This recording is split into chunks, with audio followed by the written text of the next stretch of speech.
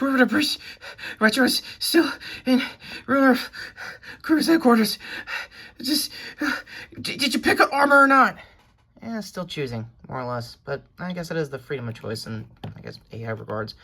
Hey everybody, what's up? This is Retrokid Reviews, doing the most solo kayfabe I think I've ever done in a while, as far as just me, myself, and I goes. And as far as picking armor to best describe Mission Impossible: The Final Reckoning, I guess this, more or less. That is so anticlimactic, and you are heavy breathing really hard. You okay there, bud? Anyway, look, I know it's gonna be kayfabe light. I'm gonna be real with you on this one when it comes to figure lore. So, that being said, yeah, what's there to say about the final potential movie in a 3-decade franchise cruise, basically built by blood, sweat, tears, and a lot of other controversial stuff about a Scientology hood. Long story short there, if you go to my review for the retro reviews of the first 3 movies. And yeah, what is there to say about Final Reckoning other than, I think Kind of Funny said it best, that the first half hour of the movie was getting a little, not really word salad, but like, hey, let's just give you a big rundown of the last movie and give you a huge dossier of basically everything Ethan has done in the last 7 movies leading up to this. So, as I stated, there is going to be spoilers abound, and I'm going to do a scatter shot of the highlights mainly because, score-wise, it's, a strong 7 out of 10 kind of energy, definitely high 7.5s, but we'll get to that when we get to that on reconfirming the scores.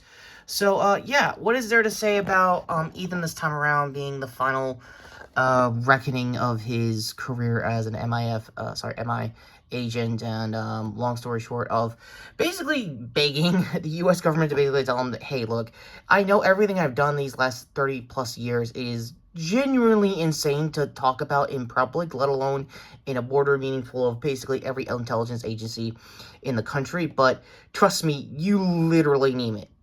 So basically the 2.5-hour equivalent of trust me bro. This is kind of how it is with them evangelizing the AI again when it comes to the entity from the last movie. By the way, go to my previous review for that. And aside from that, the stunts for literally everything Tom has done, we got to get ahead of. My favorite, you would think, would be the plane stuff that was basically the beginning marketing for this movie, let alone for this final chapter of the Mission Impossible franchise. No, it's actually the submersible going into this festival itself. I think I've got to credit my past self for one, probably not remembering the name of the sub, but did call that it was going to be a big focal point when it comes to a couple of things. I know Nick Scarpino from the same Kind of Funny interview kind of called it that somebody all the way back from the first movie, who I forgot to mention in my retro reviews, was going to come back. I thought he was the real coder of the AI all along. However, when it comes to William Donlow's actor, ooh, look at that spoiler, ooh, and another spoiler, sorry in advance, yeah, he actually came back to the franchise to basically tell Ethan, hey, that thing you did at Langley 30 years ago, we're cool, don't worry about it. Without you, I wouldn't have my wife, I wouldn't have a life long outside of the intelligence agency, and to make a long story short, I would have been happier just being in that small room for the rest of my life, like some weird, like, I get you kind of vibes. And it was actually pretty cool. That is probably the best I guess first movie cameo since, I want to say, Kittredge's actor all the way back at the first half of Dead Reckoning. So yeah, it's again a lot of pulls for stuff like that. And speaking of spoilers, I want to get out of the way. Yeah, Vin Rames did probably a really well-earned hero sacrifice when it comes to, you know, taking his, sacrificing himself for the mission and stuff like that. But at the same time, it did feel a little rushed, but it's understandable. I didn't get time to get pics of Isla Morales' Gabriel, who was the villain in the last movie, but he did amp up his weirdness, which is kind of good. It's not nowhere near in, like, the Owen Davian school of being a better villain for this franchise.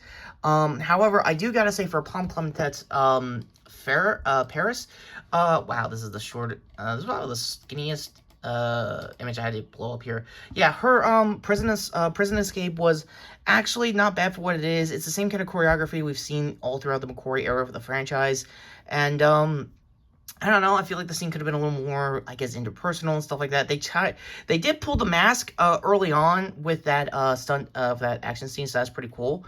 outside of basically talking about all the stunts and stuff like that, it is really insane that they went there for another sacrifice for Ethan of the mission. Basically a death, long story short, in PG-13 terms.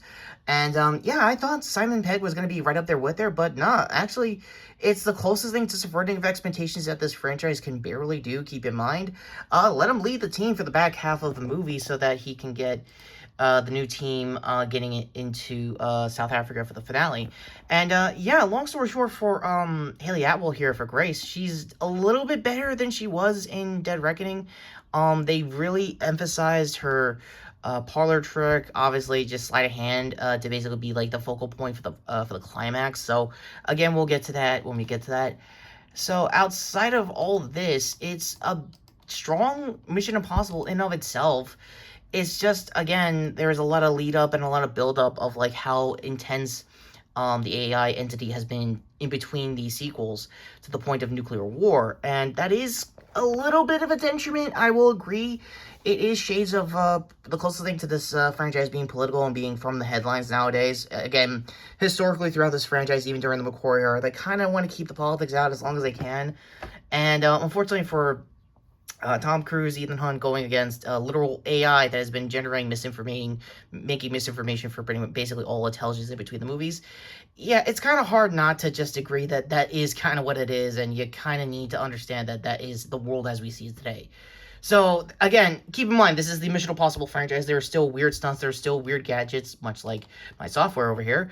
And, yes, they still find it to make it their own way. They're not going to beat you over the head of how bad AI is. You just need to see it yourself kind of vibes. And outside of that, let's talk about the set piece that Tom was probably the most proud of when it comes to stunts. The plane stuff. I forgot to get a better pick of it, but if you saw the posters leading up to this, you kind of know what I'm getting at.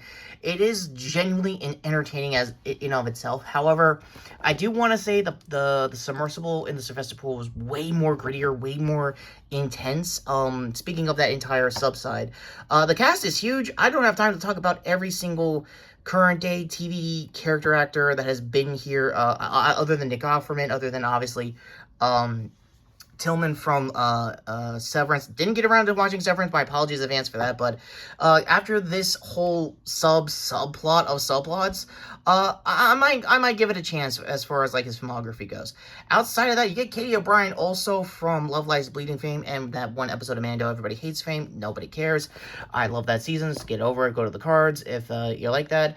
Outside of that, she did a great job putting Tom through his paces of just telling him, hey, you're going to be deep sea diving more than any human man ever could.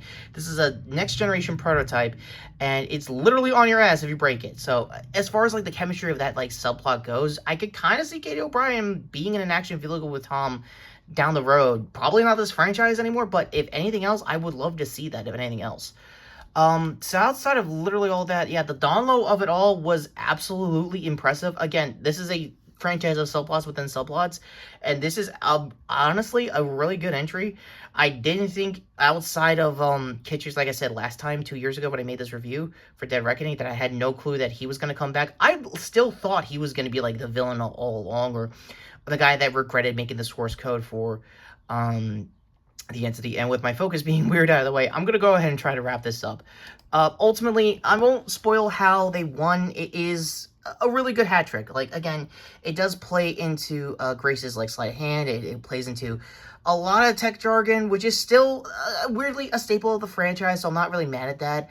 There's few stunts fight choreography wise, but Tom wise, he put the most effort and energy into the submersible rescue for the source code for the entity, and obviously the plane stunt for the final finale confrontation. Wow, long work week. Long story short for word salad. Final confrontation for Isla Morales' Gabriel, and long story short, after all that said and done, this is a stronger Dead/Any Reckoning movie out of the two, but as a Mission Impossible, it's one of those few that has a slow burn start, but once the burn is over and you're back into like the insanity of all with the McQuarrie era stunts, it does get there and it does earn it in the end. I think even Double Toasted said the plane stunt and the submersible dive in general were the two action set pieces that absolutely saved the movie, and I'm inclined to agree with that too.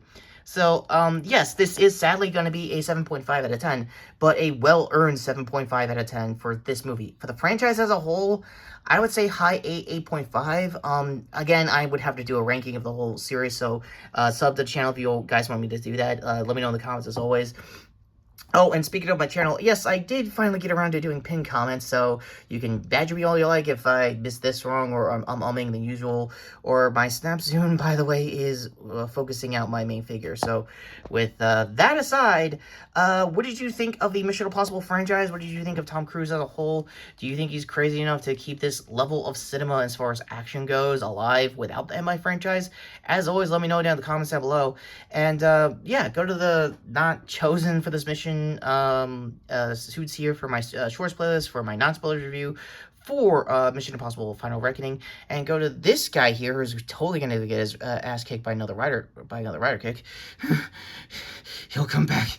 You know they'll need him. You know they need him with that budget. Yeah, forgot to mention, $300 to $400 million budget, everyone, when it comes to this movie, and money well spent. Yeah, go to me here, obviously, for my previous video. So with that all being said, take care, subscribe, and seriously, you blew 400 mil for an underwater tank that's basically something James Cameron did 3 decades ago in The Abyss. You know that, right? What the hell is The Abyss? Is that going to be another retro review? Well, kinda. If that Avatar sequel does come out on time, I might have to talk about that. It's crazier than this stunt sequence, more or less.